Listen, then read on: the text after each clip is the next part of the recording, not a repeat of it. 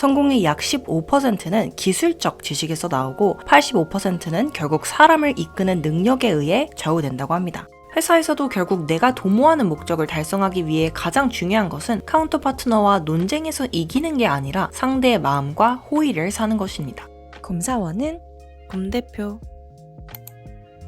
안녕하세요. 곰사원은 곰대표의 핑고입니다. 저는 올해로 5년차 데이터 사이언티스트인데요. 기술이 중요한 직무로 일하고 있지만 회사 생활을 하다 보면 가장 힘들면서도 어려운 것이 결국에는 사람을 상대하는 일인 것 같습니다. 게다가 점점 더 높은 연차 그리고 높은 자리에 올라갈수록 사람을 다루는 기술은 더더욱 중요해지더라고요. 한 연구에 따르면 엔지니어링, 회계나 건축 혹은 기술적 전문성이 중요한 여러 분야에서 성공의 약 15%는 기술적 지식에서 나오고 85%는 결국 사람을 이끄는 능력에 의해 좌우된다고 합니다. 사실 기술적 능력만 갖춘 사람은 적당한 직책으로 채용할 수 있지만 결국 최상의 의사결정자로도 선택받는 사람은 자기 생각을 잘 셀링하고 리더십을 발휘하고 다른 사람들에게 동기부여를 할 수 있는 사람입니다. 실제로 실무자로서 백그라운드나 전문 지식을 막론하고 회사에서 높은 자리로 올라가는 사람들 혹은 사업적으로 성공하는 사람들을 살펴보면 사람들과 커뮤니케이션 하는 것에 능하고 주위 사람들에게 존경을 받으며 에너지를 불어넣는 힘이 느껴질 때가 있습니다. 오늘은 회사 생활에서도 아주 중요한 덕목인 사람들이 나를 좋아하게 만드는 4가지 방법에 대한 이야기를 나눠보려고 합니다. 오늘 영상 끝에는 구독자 여러분들을 위한 깜짝 이벤트도 준비되어 있으니 영상 끝까지 봐주시면 감사하겠습니다.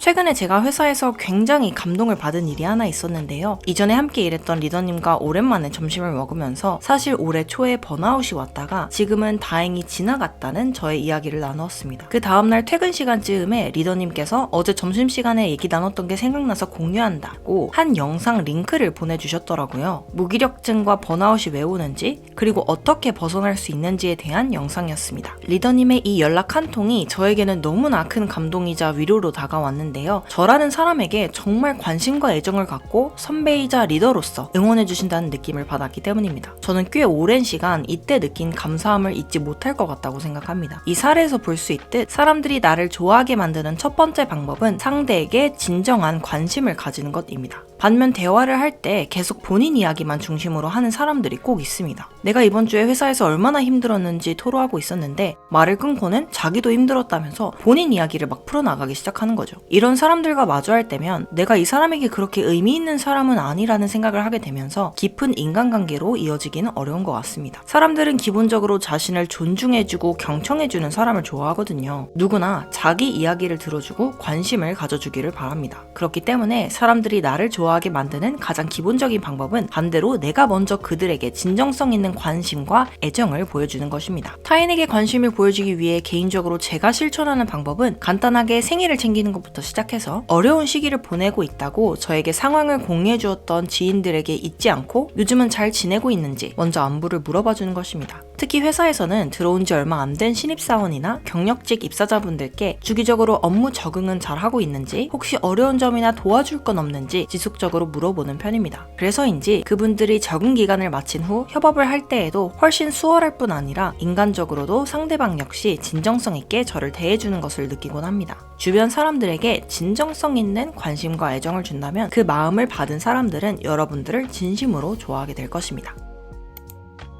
사람들이 나를 좋아하게 만드는 두 번째 방법은 상대의 이름을 잘 기억하는 것입니다. 혹시 너무 사소하다고 생각하시나요? 상대의 이름을 기억하고 불러주는 것은 아주 사소해 보이지만 회사에서도 의외로 굉장히 큰 효과를 발휘합니다. 제가 회사에서 업무적으로 그리고 인간적으로 존경하는 임원분이 있는데요. 놀랍게도 그분은 몇백 명 이상의 직원 이름을 모두 외우고 있습니다. 그리고 회사에서 걸어가다가 마주치면 핑고마 잘 지내고 있니? 라며 이름을 부르며 안부 인사를 건네주십니다. 이분이 단순히 기억력이 좋아서 그 많은 직원들의 이름을 기억하는 것이 아닙니다. 의도적으로 신규 직원들 혹은 전출입이 있었던 직원들의 이름과 사진을 대조해서 외우시는 것인데요. 저도 처음 대면으로 밥을 먹는 자리에서 핑곰 씨는 지금 어떤 프로젝트 하고 있어요? 라고 먼저 물어봐 주셔서 정말 놀랐고 강렬한 인상이 남았던 기억이 있습니다. 데일 카네기의 인간관계론에 따르면 사람의 이름을 기억하고 친근하게 부르는 것은 효과적인 칭찬과 같은 역할을 한다고 합니다.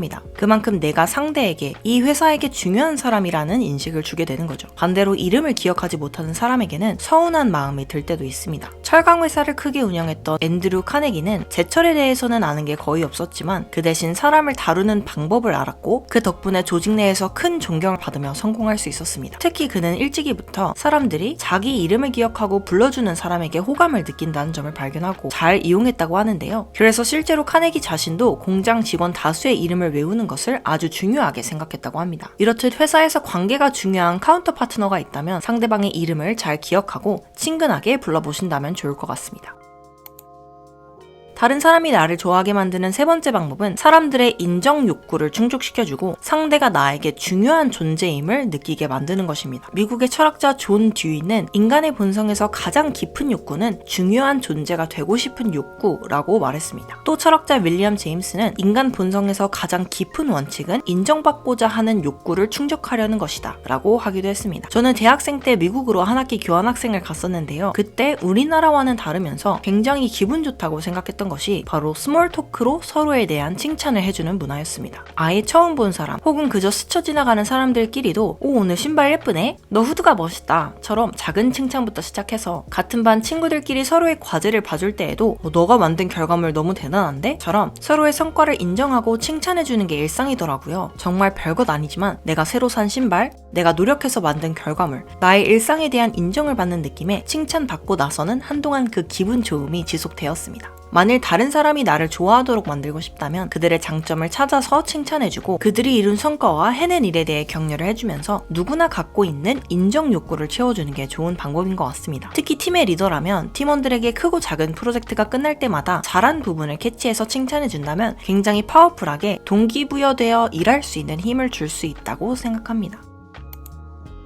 다른 사람이 나를 좋아하게 만드는 마지막 방법은 비난하지 말고 긍정적인 피드백을 주는 것입니다. 물론 회사 생활에서 업무에 대한 피드백과 건전한 비판은 성장에 큰 도움이 됩니다. 그러나 사적으로 받아들일 수 있는 영역에서 비판이 아닌 비난을 받는다면 사람들은 기본적으로 자신의 자존심과 자존감 그리고 판단력과 지성을 공격했다고 생각하게 됩니다. 굉장히 방어적인 반응을 취할 수밖에 없죠. 이렇듯 비판이 아닌 비난을 하게 되면 반발심이 들고 변명을 하고 싶지 순순히 받아들이는 사람은 거의 없을 것 같은데요. 미국 건국의 아버지라고도 불리는 벤자민 프랭클린은 논쟁하고 반박하면 이길 순 있지만 그건 텅 빈 승리일 뿐이다. 상대의 호의를 얻지 못하기 때문이라고 말했습니다. 회사에서도 결국 내가 도모하는 목적을 달성하기 위해 가장 중요한 것은 카운터 파트너와 논쟁에서 이기는 게 아니라 상대의 마음과 호의를 사는 것입니다. 어떻게 보면 직장에서 커뮤니케이션이란 소프트 스킬을 발휘하는 것과도 유사한데요. 만약 누군가가 틀린 주장을 할 때 너는 지금 틀린 말을 하고 있어 라고 지적하기보다는 나는 이렇게 알고 있는데 같이 더블 체크해보면 어떨까? 라고 부드럽게 제안한다면 결과적으로 같은 말을 하더라도 상대방이 느끼는 감정은 전혀 다를 것입니다. 회사에서 상대방에게 긍정적인 감정을 불러일으키는 방식으로 커뮤니케이션 하는 것은 가끔은 피곤하고 필요 이상의 감정 노동을 요하는 것처럼 느낄 수도 있습니다. 그렇지만 상대에게 인간적인 호감을 사는 것은 결국 내가 원하는 바를 달성한다는 목적, 즉 나를 위해서도 필요한 일입니다.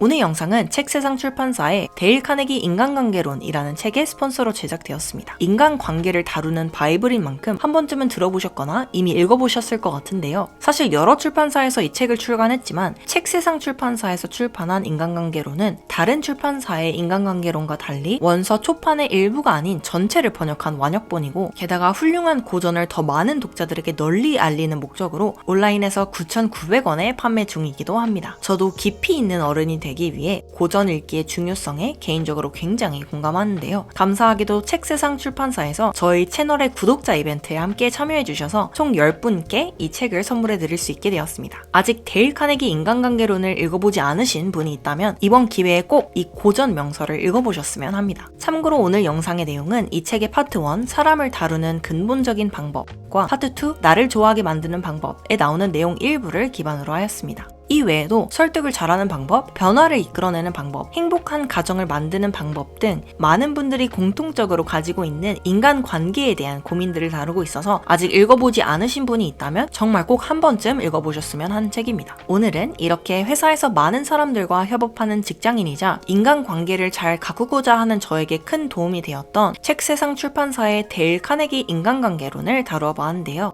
오늘 영상이 도움이 되셨길 바라며 좋아요와 구독, 알림 설정까지 부탁드립니다. 감사합니다. 지금까지 핑곰이었습니다.